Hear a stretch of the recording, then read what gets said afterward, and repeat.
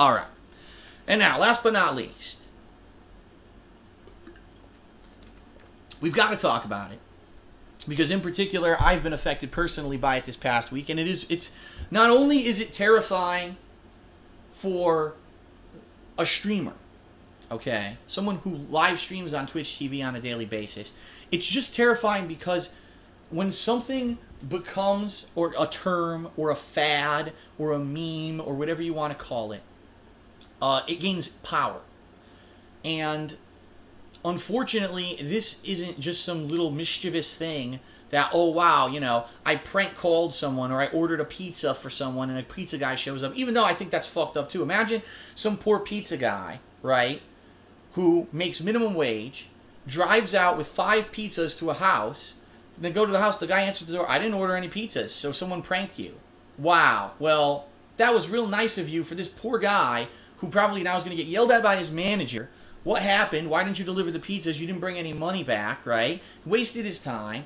It's fucked up. Any of this kind of mischief is fucked up. But when you come to the point when you get the police involved, now you've crossed the fucking line, okay? So what we're going to talk about is a very important topic. I'm going to try to be serious and not joke around because I think that this is probably one of the most serious topics I've ever spoken of. It's called, I don't agree with this name either. They're calling it swatting, all right?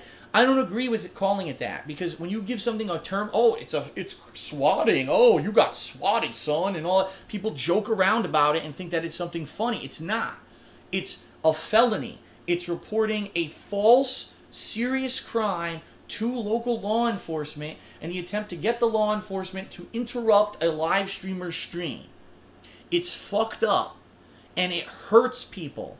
Because, number one, the law enforcement comes charging in not knowing what to expect or what's going on. The people who are getting charged and barged in on don't know what's going on. That's potential for a mistake. What if someone has a lighter in his hand and the cop thinks it's a gun and shoots him? That's not funny.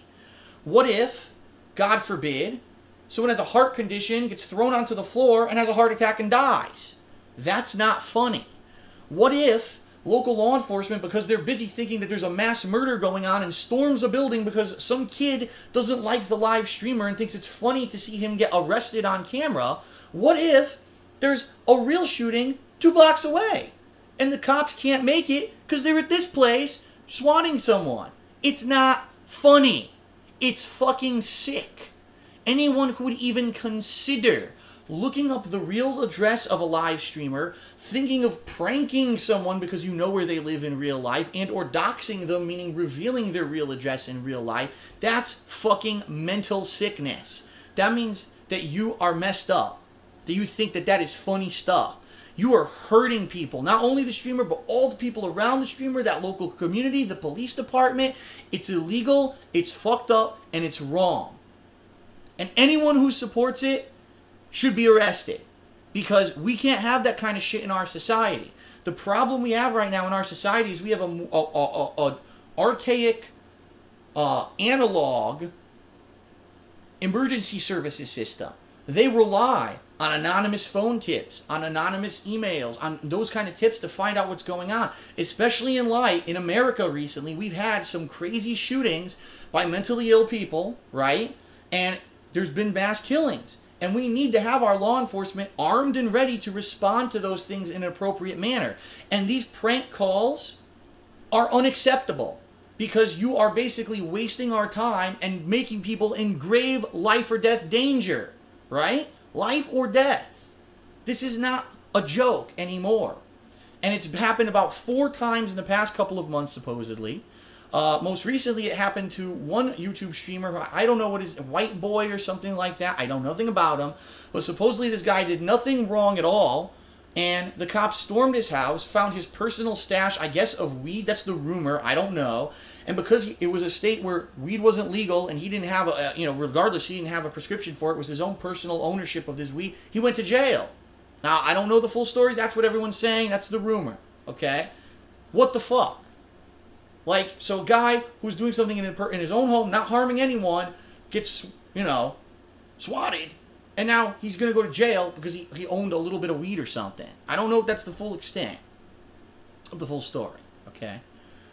Last week, this happened to Kutra, one of the creatures, okay? One of the group of YouTubers / streamers who, you know, they're with SSOHPKC, and I guess they're united. I think they're in Colorado, and they have an office, a public office, where they work out of. It's actually a professional office, rented out. They each have their own rooms and stuff set up so where they stream from daily. And someone did it to him. In this case, this was even worse because they shut down the whole town. This is a small town that these guys work out of. They shut down 2 schools. They had kids crying in the street worried that there was a gunman in the area because that's what the prank call said. There's a gunman. It's like, really? Really? Like, this is a joke to some people. They think this is funny, right? This is a laughing stock. It's not. It's sick. Those people need to go to jail.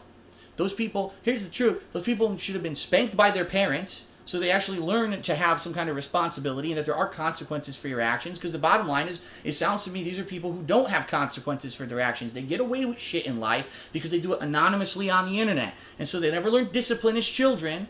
Now they think they have free reign to do whatever they want as adults, right? Or maybe it is children doing it. I don't know.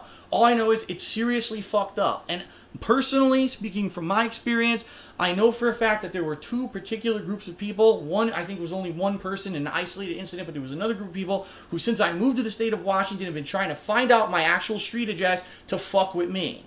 Now, I don't know 100% were they looking to do this to me? Were they just going to prank me with ordering pizzas or whatever? First of all, it's a waste of their time because I live in a private community and no one can get to my house without my permission, okay? Number 2, my local law enforcement, I have a security system built in here that if there's any kind of calls that come out of around this house, they call me first. I already have my number on file. So you can't fuck with me.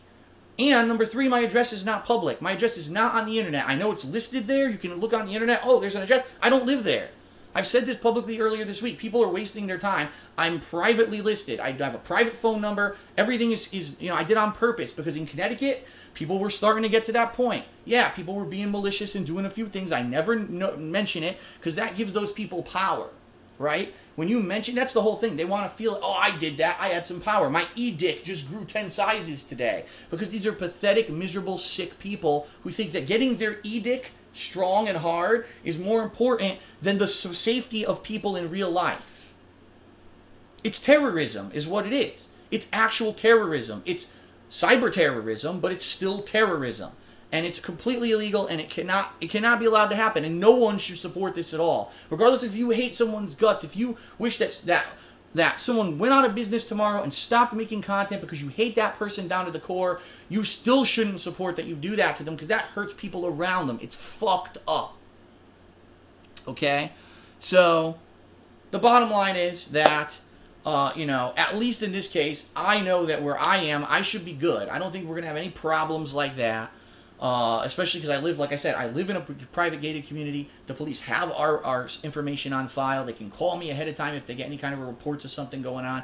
If ever my address were to actually leak, which it has not, thank God, it's not really on the internet right now.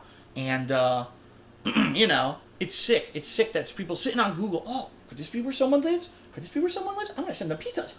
This is funny. This is funny. What kind of a person would do that? Just think about what kind of a fucking person. How sick do you have to be? So, in this case, I know some people have been very nervous over the past week since this happened to Kutra and said, gee, a lot of people dislike Phil. Would that ever happen to Phil?